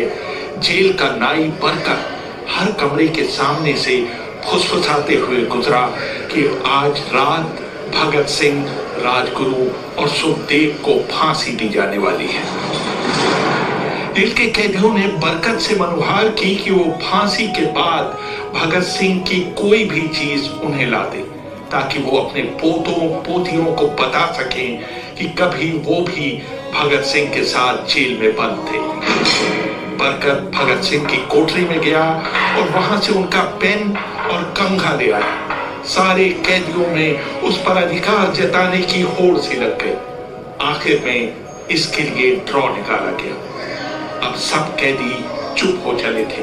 उनकी निगाहें उनकी कोठरी के सामने होकर जाने वाले रास्ते पर लगी हुई थी। भगत सिंह और उनके साथी फांसी पर लटकाए जाने के लिए उसी रास्ते से गुजरने वाले थे। एक बार पहले जब भगत सिंह उसी रास्ते से ले जाए जा रहे थे तो पंजाब कांग्रेस के नेता भीमसेन सच्चर ने ऊंची आवाज कर उनसे पूछा था, आप और आपके साथियों ने लाहौर षड्यंत्र केस में अपना बचाव क्यों नहीं किया? भगत सिंह का जवाब था, इनकलाबियों को मरना ही होता है, क्योंकि उनके मरने से ही उनका अभियान मजबूत होता है, अदालत में अपील से नहीं। वार्डन चरण सिंह भगत सिंह के खैर ख्वाह थे और अपनी तरफ से जो कुछ बन पड़ता था उनके लिए करते थे। उनकी वजह से ही लाहौर की द्वारकादास लाइब्रेरी से भगत सिंह के लिए किताबें निकालकर जेल के अंदर आ पाती थी। भगत सिंह पर खासा काम करने वाले चमन लाल अपनी किताब भगत सिंह डॉक्यूमेंट्स में लिखते हैं। भगत सिंह को किताबें पढ़ने का इतना शौक था कि एक बार उन्होंने अपने स्कूल के साथी जयदेव गुप्ता को लिखा था कि वो उनके लिए कार्ल लिबनेक की मिलिटरिज्म, लेनिन की लेफ्ट विंग कम्युनिज्म और अपटन सिंक्लेयर का उपन्यास द स्पाई कुलबीर के जरिए भिजवा गया। भगत सिंह जेल की कठिन जिंदगी के आदी हो चले थे। उनकी कोठरी नंबर 14 का फर्श पक्का नहीं था, उस पर घास उगी हुई थी। कोठरी में बस इतनी सी जगह थी कि उनका 5 फीट 10 इंच का शरीर बमुश्किल उसमें समा पाए। भगत सिंह को फांसी दिए जाने से 2 घंटे पहले उनके वकील प्राणनाथ मेहता उनसे मिलने पहुंचे थे। मेहता ने बाद में लिखा था कि भगत सिंह अपनी छोटी सी कोठरी में पिंजरे में बंद शेर की तरह चक्कर लगा रहे थे। उन्होंने मुस्कुराकर मेहता का स्वागत किया और पूछा कि आप मेरी किताब रिवॉल्यूशनरी लेनिन लाए या नहीं। जब मेहता ने उन्हें किताब दी तो वो उसे उन्हीं के सामने पढ़ने लगे, मानो उनके पास अब ज्यादा समय न बचा हो। मेहता ने उनसे पूछा कि क्या आप देश को कोई संदेश देना चाहेंगे। भगत सिंह ने किताब से मुंह हटाए बगैर कहा, सिर्फ 2 संदेश, साम्राज्यवाद मुर्दाबाद और इनकलाब जिंदाबाद। इसके बाद भगत सिंह ने मेहता से कहा कि वो पंडित नेहरू बिग फुट जैसी बड़ी कंपनीज में हर दिन 600 से भी ज्यादा लोग अप्लाई करते हैं। मेरा धन्यवाद पहुंचा दें जिन्होंने मेरे केस में गहरी रुचि ली थी। भगत सिंह के साथ ही रहे शिव वर्मा अपनी किताब रेमिनिसेंसेस ऑफ फेलो रिवॉल्यूशनरीज में लिखते हैं। मैं भी उसी जेल में था जिसमें भगत सिंह को रखा गया था। एक शाम हमारे जेल के ताले खोले गए और हमसे बाहर निकलने के लिए कहा गया। सरकार चाहती थी कि भगत सिंह की फांसी से पहले हमें वहां से हटा दिया जाए। गेट की तरफ जाने से पहले जेल के सुपरिटेंडेंट ने हमसे पूछा, क्या तुम अपने कॉमरेडों से मिलना चाहोगे? हमें भगत सिंह की कोठरी के बाहर ले जाया गया। उन्हें देखते ही मेरी आंखों में आंसू आ गए। भगत सिंह ने मुझे कहा, ये भावुक होने का समय नहीं है, जल्दी ही मैं सारी चिंताओं से मुक्त हो जाऊंगा। तुम वादा करो कि तुम हार नहीं मानोगे। इतना कहकर उन्होंने सींगचे से अपने हाथ बाहर निकालकर मेरे हाथों को पकड़ लिया।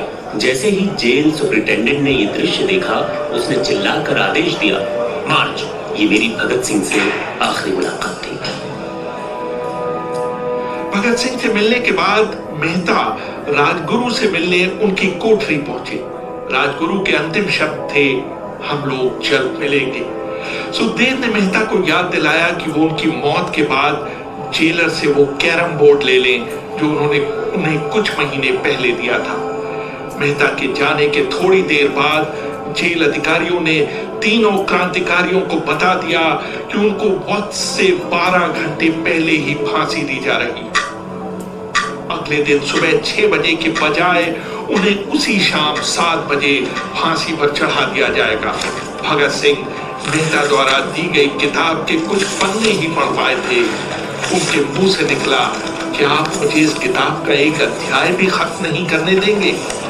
भगत सिंह ने जेल के मुस्लिम सफाई कर्मचारी बेबे से अनुरोध किया कि वो उनके लिए उनको फांसी दिए जाने से 1 दिन पहले शाम को अपने घर से खाना लाए, लेकिन बेबे भगत सिंह की ये इच्छा पूरी नहीं कर सके क्योंकि भगत सिंह को 12 घंटे पहले फांसी देने का फैसला ले लिया गया और बेबे को जेल के गेट के अंदर घुसने ही नहीं दिया गया। थोड़ी देर बाद तीनों क्रांतिकारियों को फांसी की तैयारी के लिए उनकी कोठरियों से बाहर निकाला गया। भगत सिंह, राजगुरु और सुखदेव ने अपने हाथ आपस में जोड़े और अपना प्रिय आजादी गीत गाने लगे।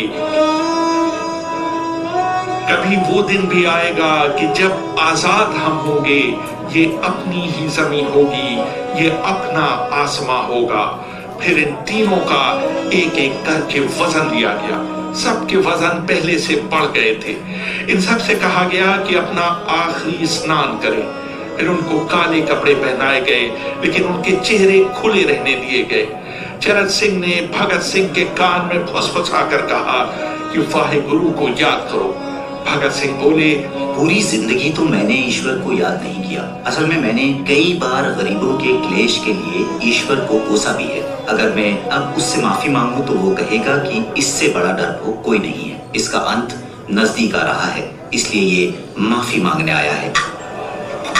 जैसे ही जेल की घड़ी ने 6 बजाए, कैदियों ने दूर से आती कुछ पद चापे सुनी।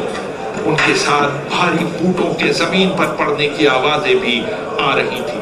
साथ में गाने का भी दबा हुआ स्वर सुनाई दे रहा था, सरफरोशी की तमन्ना अब हमारे दिल में है। तभी अचानक जोर जोर से इनकलाब जिंदाबाद और हिंदुस्तान आजाद हो के नारे सुनाई देने लगे। फांसी का तख्ता पुराना था, लेकिन फांसी देने वाला काफी तंदुरुस्त था। फांसी देने के लिए मसीह जल्लाद को लाहौर के पास शाहदरा से बुलवाया गया था। भगत सिंह इन तीनों के बीच में खड़े थे। वो अपनी मां को दिया गया वो वचन पूरा करना चाहते थे कि वो फांसी के तख्ते से इनकलाब जिंदाबाद का नारा लगाएंगे। भगत सिंह पर किताब लिखने वाले प्रोफेसर मलविंदर जीत सिंह वराइच लिखते हैं, लाहौर जिला कांग्रेस के सचिव पिंडी दास सोंधी का घर लाहौर सेंट्रल जेल से बिल्कुल लगा हुआ था। भगत सिंह ने इतनी जोर से इंकलाब जिंदाबाद का नारा लगाया कि उसकी आवाज सोंधी के घर तक सुनाई दी। उनकी आवाज सुनते ही जेल के दूसरे कैदी भी नारे लगाने लगे थे। तीनों युवा क्रांतिकारियों के गले में फांसी की रस्सी डाल दी गई, उनके हाथ और पैर बांध दिए गए। तभी जल्लाद ने पूछा, सबसे पहले कौन जाएगा? सुखदेव ने सबसे पहले फांसी पर लटकने की हामी भरी। जल्लाद ने एक एक कर रस्सी खींची और उनके पैरों के नीचे लगे तख्तों को पैर मारकर हटा दिया।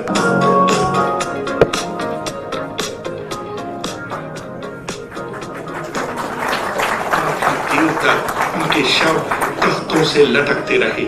बाद में उन्हें नीचे उतारा गया और वहां मौजूद डॉक्टरों लेफ्टिनेंट कर्नल जे नेल्सन और लेफ्टिनेंट कर्नल NS सोधी ने उन्हें मृत घोषित किया। कुलदीप नैयर अपनी किताब विदाउट फियर में लिखते हैं, एक जेल अधिकारी पर फांसी का इतना असर हुआ कि जब उससे कहा गया कि वो मृतकों की पहचान करे तो उसने ऐसा करने से इनकार कर दिया। उसे उसी जगह पर निलंबित कर दिया गया। बाद में एक जूनियर अफसर ने ये काम अंजाम दिया। पहले योजना थी कि इन सब का अंतिम संस्कार जेल के अंदर ही किया जाएगा, लेकिन फिर ये विचार त्यागना पड़ा क्योंकि अधिकारियों को आभास हुआ कि जेल से धुआं उठते देख बाहर खड़ी भीड़ जेल पर हमला कर सकती है। इसलिए जेल की पिछली दीवार तोड़ी गई। उसी रास्ते से एक ट्रक जेल के अंदर लाया गया और उस पर बहुत अपमानजनक तरीके से शवों को एक सामान की तरह फेंक दिया गया। पहले तय हुआ था कि उनका अंतिम संस्कार रावी के तट पर किया जाएगा, लेकिन रावी में पानी बहुत ही कम था, इसलिए सतलज के किनारे शवों को जलाने का फैसला लिया गया। उनके पार्थिव शरीर को फिरोजपुर के पास सतलज के किनारे लाया गया। तब तक रात के 10 बज चुके थे। इस बीच उप पुलिस अधीक्षक कसूर सुदर्शन सिंह कसूर गांव से एक पुजारी जगदीश अचरज को बुला लाए। अभी उनके शवों में आग लगाई ही गई थी कि लोगों को इसके बारे में पता चल गया। जैसे ही ब्रिटिश सैनिकों ने लोगों को अपनी तरफ आते देखा, वो शवों को वहीं छोड़कर अपने वाहनों की तरफ भागे। सारी रात गांव के लोगों ने उन अनचले शवों के चारों ओर पहरा दिया। अगले दिन दोपहर के आसपास जिला मजिस्ट्रेट के दस्तखत के साथ लाहौर के कई इलाकों में नोटिस चिपकाए गए, जिसमें बताया गया कि भगत सिंह, सुखदेव और राजगुरु का सतलज के किनारे हिंदू और सिख रीति से अंतिम संस्कार कर दिया गया। इस खबर पर लोगों की कड़ी प्रतिक्रिया आई और लोगों ने कहा कि इनका अंतिम संस्कार करना तो दूर, उन्हें पूरी तरह जलाया भी नहीं गया।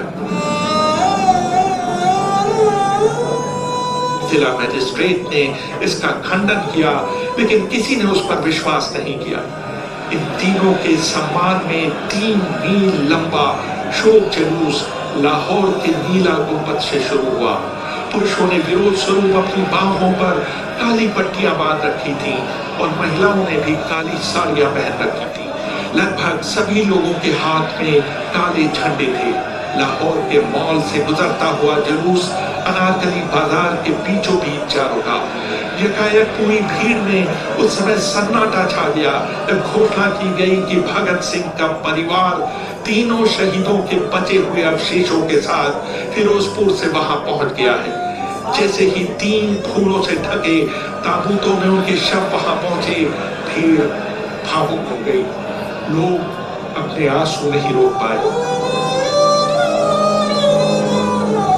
वहीं पर एक मशहूर अखबार के संपादक मौलाना जफर अली ने एक नज्म पढ़ी जिसका लबोलबाब था कि किस तरह इन शहीदों के अनचले शवों को खुले आसमान के नीचे जमीन पर छोड़ दिया गया।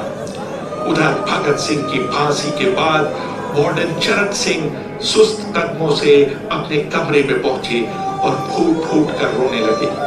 अपने 30 साल के करियर में उन्होंने सैकड़ों फांसियां होती देखी थी, लेकिन किसी ने मौत को इतनी बहादुरी से गले नहीं लगाया था जितना भगत सिंह और उनके 2 कॉमरेडों ने।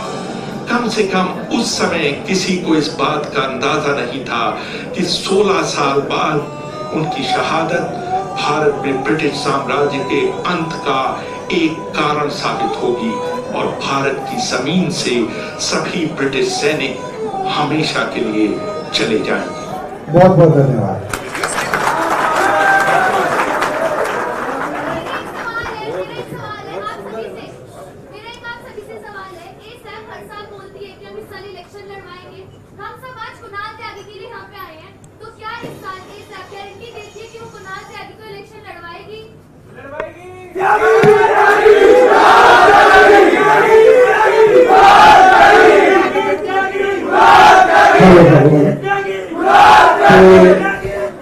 इस साल जो है एसाप जो है चुनाव जुलूसों के चुनाव जो है एसाप लड़ेगी, इसकी हम लोग अपनी गारंटी दे रहे हैं।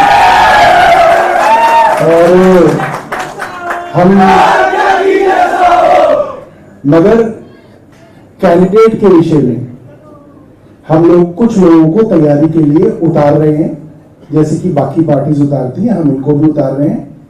हम लोग कोशिश करेंगे कि 4 जो पद हैं उसके लिए या तो 4 या 6-7 लोगों को उतारा जाए और जो समीकरण जिस तरह से बनेगा उस हिसाब से हम 4 पदों पे अपने कैंडिडेट्स को लड़ाएंगे। और कुणाल के अलावा अगर आप देखें नरेश त्यागी जी भी काफी जवान हैं, आप इनसे मिले होंगे, नरेश जी भी हैं। और आप सब लोग आए हैं, एसाप के लोगों ने बहुत मेहनत की है और मैं देख रहा हूँ कुणाल के लिए भी बहुत सारे लोग आए हैं। कई सारे हमारे आदित्य नारायण मिश्रा जी भी आए हुए हैं, बहुत सारे लोग आए हुए हैं। आप सब लोगों का धन्यवाद। और आप सब लोगों ने भगत सिंह की कहानी को आखिरी वक्त तक सुना। मुझे कम उम्मीद थी कि आप सब लोग जो है बैठ के पूरा का पूरा सुनेंगे। मेरे मन में संदेह भी था, पता नहीं सुनेंगे नहीं सुनेंगे, उठ के तो नहीं चले जाएंगे, मगर आप सब लोगों ने उसको सुना। मुझे जो है बड़ी खुशी हुई और मुझे बड़ी उम्मीद हुई कि देश का युवा जो है देश के अंदर स्थिति को बदल सकता है। बहुत बहुत धन्यवाद।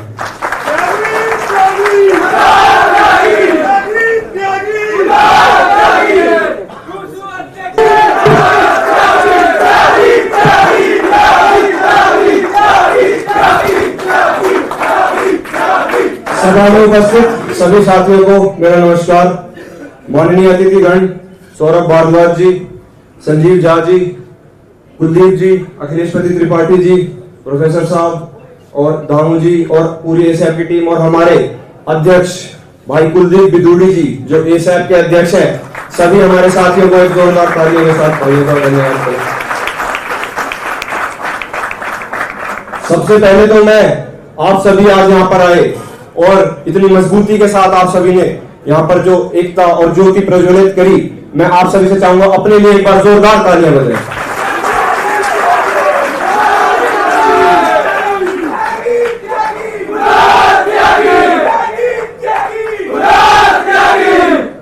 साथियों, हम सभी आज यहाँ इन शहीदों के लिए एकत्रित हुए हैं। जिस उम्र में हम अपने भविष्य के बारे में नहीं सोच सकते, उस उम्र में इन शहीदों ने हमारे देश के भविष्य के बारे में सोचा और क्रांति की शुरुआत करी। चे Guevara, a Cuban revolutionary, once said, "A revolutionary's first duty is to be educated," and Bhagat Singh was one of them.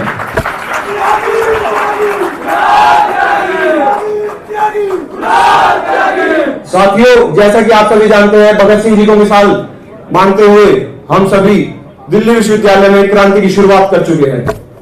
साथियों, इस राह में बहुत सी अड़चनें भी आएंगी। हो सकता है आपके हौसलों को कुचला जाए, हो सकता है कि आपके बीच में बहुत अड़चनें आए, पर साथियों, मैं बस ये कहना चाहूंगा आप सभी से कि हमें भगत सिंह जी की तरह अपने हौसलों को मजबूत रखना है। कौन कहता है आसमान में सुराग नहीं हो सकता? एक पत्थर तो तबीयत से उछाल रहा हो।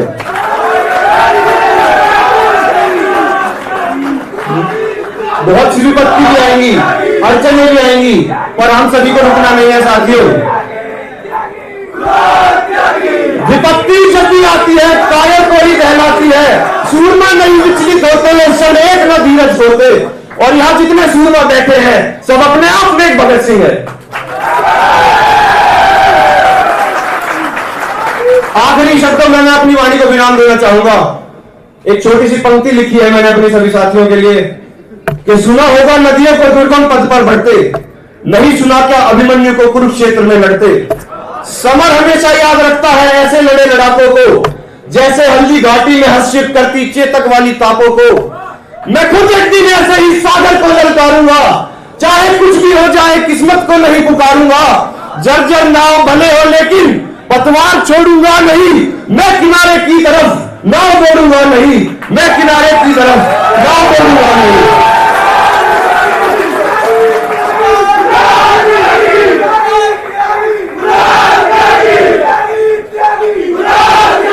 भारत माता की वंदे, इंकलाब, इंकलाब।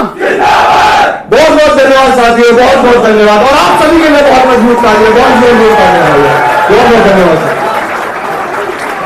अब मैं एएसएबी के सभी पदाधिकारियों को मंच पर आमंत्रित करना चाहूंगा एक ग्रुप फोटो के लिए।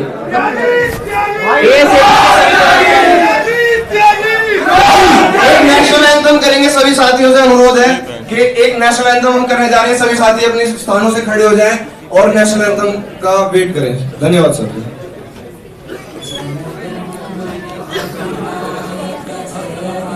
भारत भाग्य विधाता।